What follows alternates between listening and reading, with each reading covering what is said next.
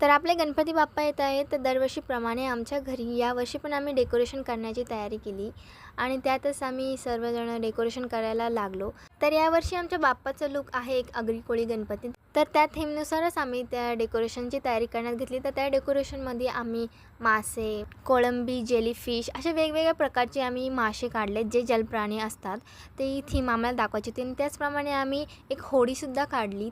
आणि हे डेकोरेशन करताना खूप छान वाटत होतं आणि सगळ्यांनी मिळून ही डेकोरेशन केली, त्यामुळे हे काम खूप सोपं झालं. तसंच आम्ही या होडीवरती ना कोळी राजा असं नाव लिहिलं, कारण की आमची कोळी थीम आहे आणि ताईंनी ना ते सर्व मासे बनवलेले होते, त्यांच्यावरती वॉर्निश लावलं कारण की ते चमकण्यासाठी. इकडे माझा भाऊ तयारी करत होता, जो मंडप आहे तो, आणि त्याच्यातच त्याची मस्ती चालू होती.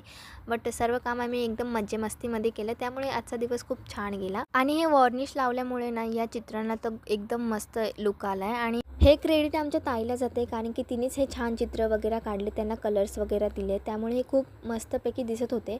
आणि त्यानंतर माझ्या भावाची ते तयारी चालते, ते मंडप वगैरे बनवतात, ते गणपतीची थीम ती करत होतो आम्ही. हळूहळू आमचं डेकोरेशन कंप्लीट होत गेलं आणि आज आम्ही सर्वांनी मिळून मजामस्ती करत आज डेकोरेशन एकदम कंप्लीट केली.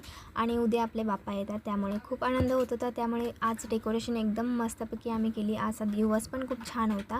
हळूहळू बघता बघता आमची डेकोरेशन कंप्लीट झाली आणि उद्या आपण बाप्पाचा वेट करूया. आणि त्यानंतर आम्ही जे बनवले होते जलप्राणी डेकोरेट केले आणि उद्या भेटू बाप्पासोबत ब्लॉगमध्ये. बाय.